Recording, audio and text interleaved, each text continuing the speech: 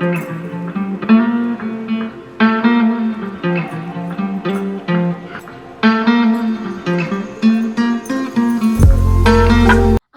দাঁড়ান, ভিডিওটি স্কিপ না করে একটু দেখতে থাকুন।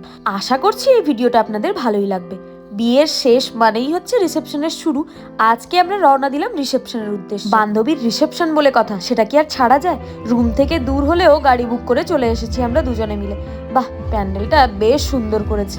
নভেম্বর ডিসেম্বর শুরু মানেই হচ্ছে বিয়ের শুরু, আর সেই বিয়ে বাড়িতে ডাক না পেলে সত্যি মনটা একেবারে খারাপ হয়ে যায়। আর বিয়ের সিজন শেষ হতে না হতেই শুরু হয় পিকনিকের সিজন।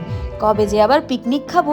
যাক, বান্ধবীর বিয়েতে যখন এসছি আজকের দিনটা বান্ধবীর নামেই উৎসর্গ করলাম। হ্যাঁ হ্যাঁ বাবা, জানি আপনারা বলবেন আমাকে ভালো লাগছে, কিন্তু নিজের মুখে নিজের ভালোটা বলতে আরো বেশি ভালো লাগে। আমি কিন্তু তখনই বুঝতে পারবো যখন এই ভিডিওটি দেখে আপনারা কমেন্ট করে যাবেন যে ভালো লাগছে কিনা।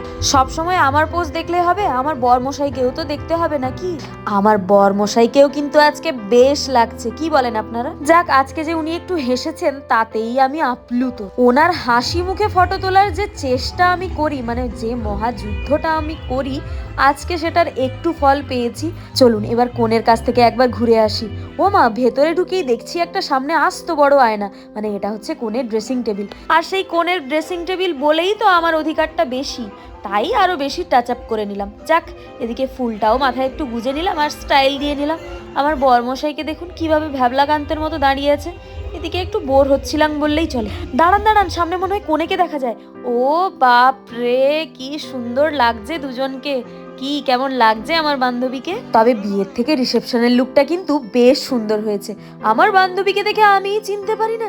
ও মা, এ কে? ও বান্ধবী রে, তোকে তো আমি আর চিনতে পারি না।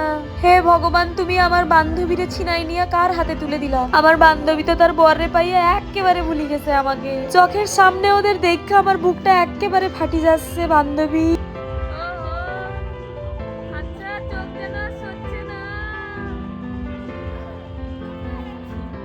যাক, অবশেষে আমার বান্ধবী আমারে পাত্তা দিছে, আর এতেই আমি বিশাল খুশি। আপনাদের ভাষা অনেক বলে নিয়েছি, এবার আমি আমার ভাষায় ফিরে আসি। এতক্ষণ পরে আমার বান্ধবী আমাকে পাত্তা দিয়েছে, তাই সেলফি মাস্ট। ভেতরে ঢোকার সময় দেখছিলাম ফুচকা স্টল আর কফি স্টল বসছে। চলুন একটু ফুচকা খেয়ে আসি। বাপরে বাপ, এত ফুচকার লাইন দেখে আমরা ভাবছি খাবো কি খাবো না। শেষমেশ ভাবলাম না, একটা ফুচকা খেয়েই যাই। তবে আমাদের মেদিনীপুরের মতো ফুচকা এখানে কোথাও হয় না বললেই চলে। আমরা যখন বিয়ে বাড়িতে ঢুকেছিলাম লোকজন প্রায় নেই বললেই চলে। ফুচকা খেয়ে আসতে না আসতেই লোকজনের একেবারে ভিড় লেগে গেছে। যখনই দেখি তখনই দুজন ক্লোজ আপের অ্যাড দিয়ে যাচ্ছে। এভাবেই যেন সারা জীবন ওদের হাসিটা বজায় থাকে।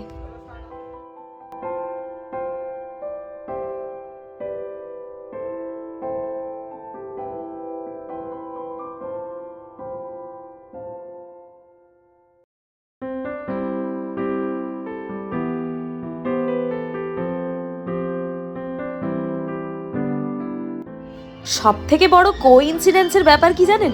আমার রিসেপশনের শাড়ি আর ওর রিসেপশনের শাড়ি দুটো একেবারে সেম টু সেম। কাজের মধ্যে হয়তো একটু ফারাক আছে, আমরা দুজন বহিন বহিন তো, তাই টুইনিং করে নিয়েছি। এতক্ষণে কনে যাত্রী আসার সময় হলো। ভাবতে পারছেন কত আগে আমরা এসেছি। প্রথমেই স্টেজে এলো দিদি জামাইবাবু, সঙ্গে তাদের পুচকে। জামাইবাবুকে তো আজকে কি যে হ্যান্ডসাম লাগছে। এরপর শুরু হলো তত্ত্ব দেওয়া। মেয়ের বাড়ির থেকে যে সমস্ত তত্ত্বগুলো ছেলের বাড়িতে এসছে সেগুলোই এখন মেয়ের হাতে তুলে। আপনাদের এবছর কাদের কাদের বিয়ে বাড়ির ডাক পড়েছে, আর কি কি খাওয়া দাওয়া করেছেন, কিভাবে সেজেছে, সবকিছুই কিন্তু আমাকে কমেন্ট করে জানাতে হবে। আর যারা যারা এখনো চ্যানেলটিকে সাবস্ক্রাইব করেননি, দেরি কিসের, কি ভাবছেন? তাড়াতাড়ি সাবস্ক্রাইবটা করে দিন। সঙ্গে কিন্তু বেল আইকনটিও ক্লিক করবেন, যাতে পরবর্তী আপডেটসগুলো আপনাদের পেতে অসুবিধে না হয়। আর ভালো লাগলে লাইক কমেন্ট শেয়ার তো করতেই হবে। রিসেপশনের মঞ্চে কনে ছাড়াও একে একে অনন্য সুন্দরীরা দাঁড়িয়েছে। কনের দিদি, পিসি, মাসি, মা, কি সুন্দর লাগছে না সবাইকে। শুধু মনে হয় আমি বাদ পড়ে গেলাম। এবার যে মুহূর্তটা আসতে চলেছে সেটা হচ্ছে পিসি ভাস্তার এক সুন্দর মুহূর্ত। ওদের দেখে কখনোই মনে হয় না যে ওরা পিসি আর ভাস্তা, দুজনকে দেখেই মনে হয় ও ভাই আর ও বোন। তবে এই ইমোশনটা তাদের কাছেই বেশি থাকে যাদের ভাই থাকে। আমার তো ভাই নেই নিজের, তাই এই খুনসুটিগুলো কি হয় সেটা আমার জানা নেই। এদিকে আমার বান্ধবী আবার খুব শখ পেয়ে গেছে, ওকে দিয়ে অন স্টেজে প্রণাম করা। এরপরে চলে এসেছিল স্টেজে আরেক সুন্দরীর দল।